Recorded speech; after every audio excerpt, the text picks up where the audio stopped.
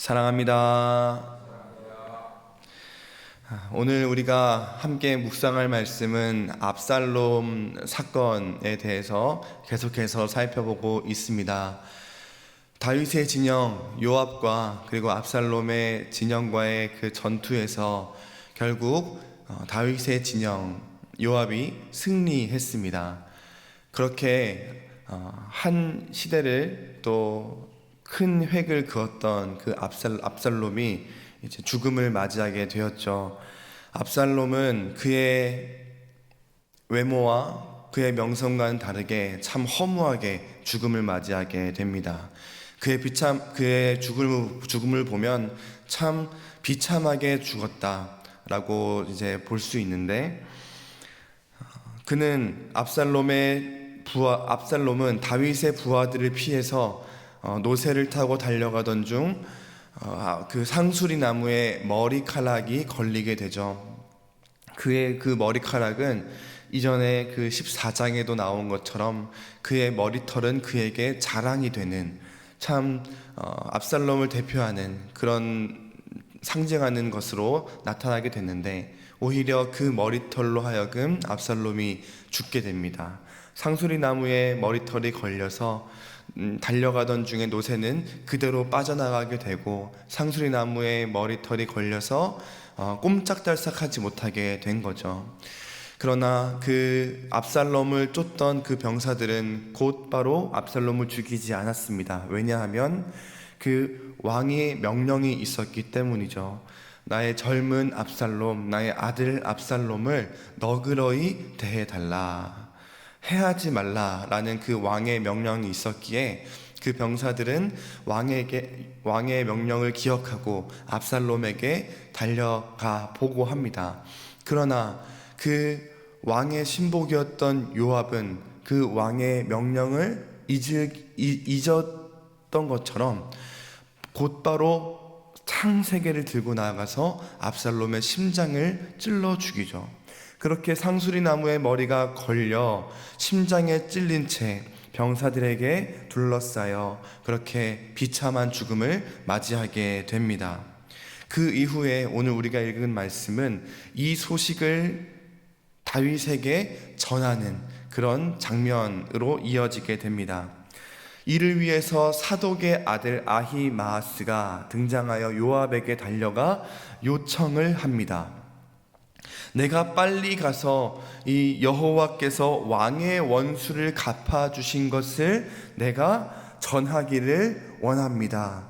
요압이여 나를 보내소서라고 합니다. 그러나 요압은 이를 거절하죠. 왜냐하면 이 아히마아스가 생각하는 것처럼 다윗에게는 이것이 단순히 왕의 원수를 갚은 것으로 그렇게 기쁜 소식이 되지 않을 것이라는 것을 알고 있었기 때문입니다. 왕의 아들 압살롬의 죽음은 다윗에게 승전의 소식이 아니라, 기쁨의 소식이 아니라 슬픔과 오히려 화를 당할 수 있기 때문에 오늘 죽은 이 압살롬의 죽음의 소식을 전하는 것은 아니다 라고 하죠. 그런데 또 아이러니하게도 아히마아스의 이런 요청을 거절했음에도 한 구스 사람을 다윗 왕에게 보내어 이 사실을 알려라 라고 합니다. 이 모습을 본 아히마아스는 다시 한번 요압에게 요청을 합니다. 오늘 말씀에 보면 다시 한번 요압에게 청하여 내가 그 구스 사람이 먼저 갔으니 구스 사람의 뒤를 따라 달려가게 하옵소서 라고 요청을 하죠. 구스 사람을 먼저 보냈으니 이 구스 사람이 다윗에게 먼저 전했기에 이 아히마아스에게는 화가 미치지 않을 것이라 생각해서 이제 허락을 하게 됩니다. 그러나 이 요압이 보낸 구스 사람보다 들길로 달려나간 아히마아스가 먼저 이제 도착하게 되죠. 그 당시에 다윗은 이 전쟁의 상황을 알고 싶어서 그의 마음에는, 그 속마음에는 그 전쟁의 승전보다 이 다윗의 아들 압살롬의 그런 상황을 듣고 싶어서 문 사이에 앉아 있었다라고 이제 적혀 있습니다. 다윗은 그만큼 자신의 아들 압살롬의 그런 생사와 지금 상황이 궁금하여 애타게 누가 오지는 않는가, 그 성문에 앉아서 저 먼 밖을 지켜보고 있었던 거죠. 만약 한 사람이 달려오게 되면 그는 승전보를 가져오는 그 전령일 것이나, 많은 사람들이 여러 명이 달려오게 되면 그것은 패전병들이기 때문에 유심히 살펴보고 있습니다. 그러나 파수꾼의 눈에는 한 명이 달려오는 것을 보고 있습니다. 이 소식을 다윗에게 전하죠. 다윗은 기쁜 마음으로 그가 누구인지 보라라고 하니 사독의 아들 아히마아스가 먼저 달려오는 것을 보고 있습니다. 그래서 전하죠. 달려온 아히마아스가 이제 다윗에게 외칩니다. 당당하게 외칩니다. 왕이여 평강하옵소서 라고 이제 외치고 자신의 말을 이어갑니다. 왕이여 평강하옵소서, 왕의 하나님 여호와를 찬양하리로다. 그의 손을 들어 내 주 왕 대적하는 자들을 넘겨주셨나이다.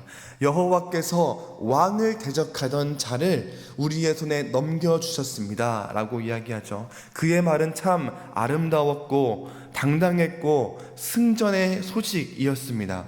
참 은혜로운 말들이었습니다. 그러나 다윗의 마음에는 이 승전의 소식이 그의 마음을 다 채워주지 못했습니다. 그러자 다시 묻습니다. 나의 아들 그 젊은 압살롬은 어떻게 되었는가? 라고 이제 묻자 참 아이러니한 모습이 나타나죠. 이 아히마아스는 그 상황을 다 알고 있음에도 이런 상황을 이야기하지 않고 잘 모른다 대답을 합니다.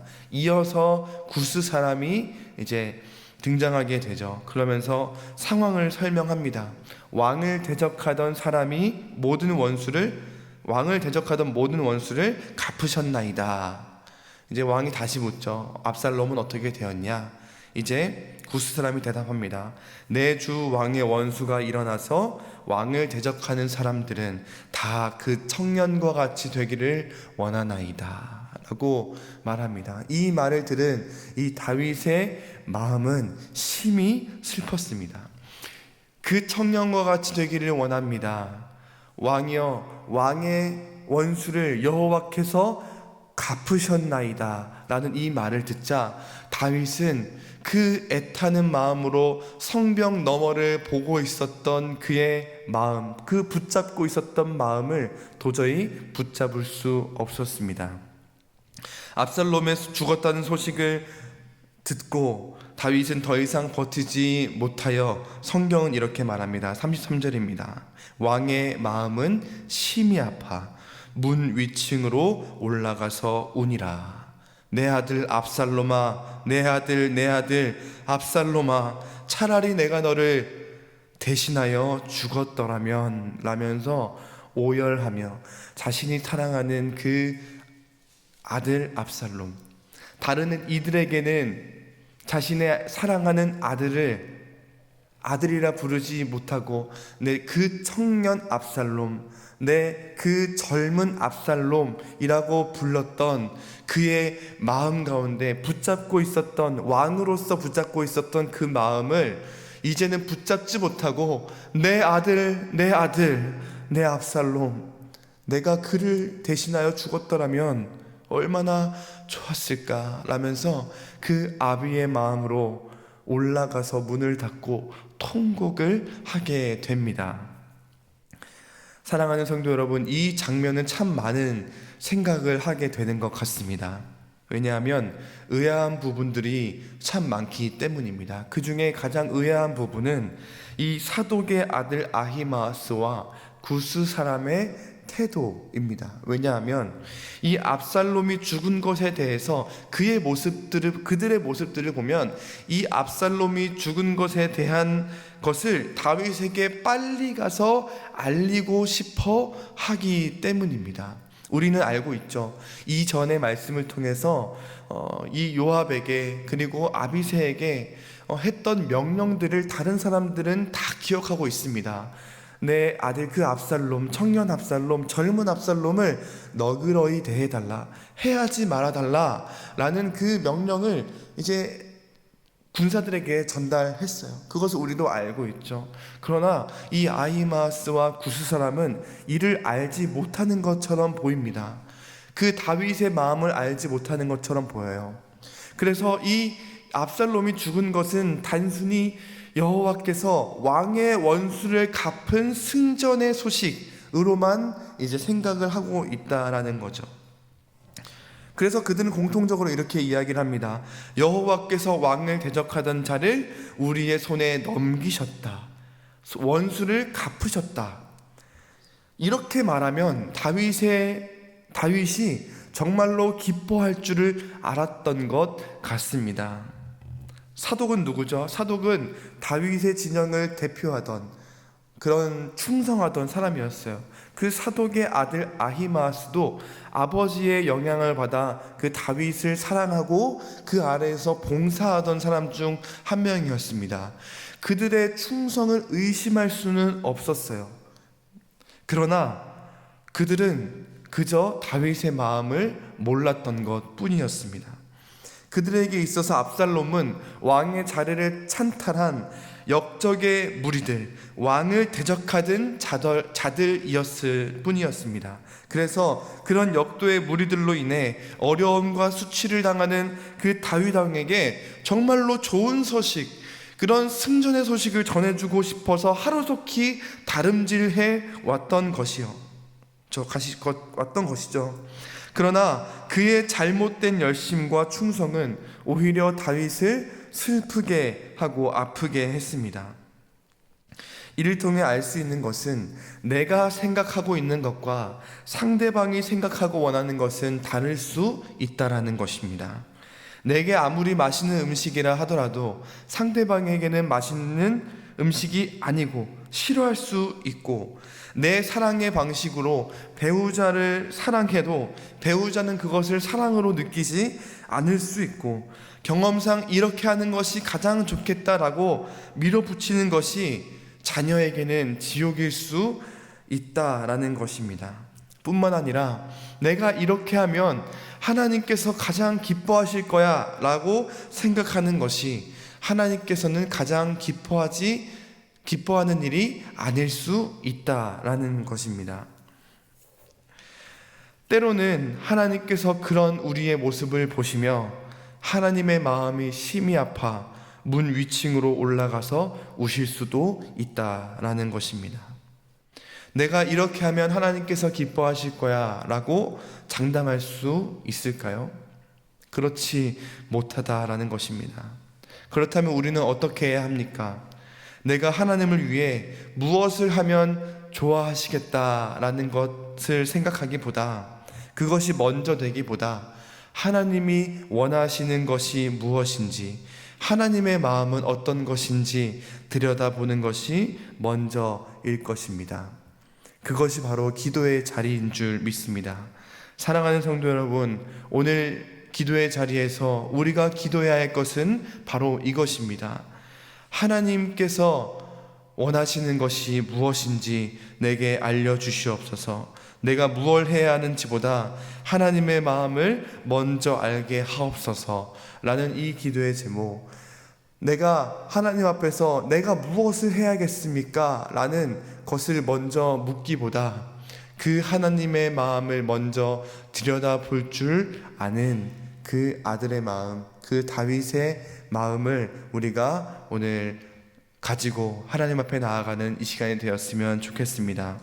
말씀을 읽겠습니다. 압살롬을 사랑하는 다윗에게 사독의 아들 아히마아스는, 또 구스 사람은 압살롬의 사망 소식을 전하고 싶어 안달이 났습니다. 이들은 다윗을 싫어하는 자들이었습니까? 아니었습니다. 오히려 충성된 자들이었습니다.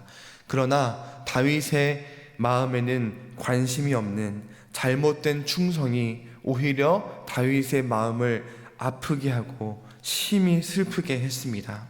이처럼 우리도 하나님의 마음을 모른 채 하나님의 마음에는 관심이 없는 잘못된 충성을 하고 있지는 않은지 돌아보아야 합니다. 바라기는 하나님 앞에서 내가 무엇을 해야 하는지보다 하나님의 마음을 먼저 알기를 원하는, 하나님의 마음을 들여다보는 우리 모두가 되기를 간절히 소망합니다.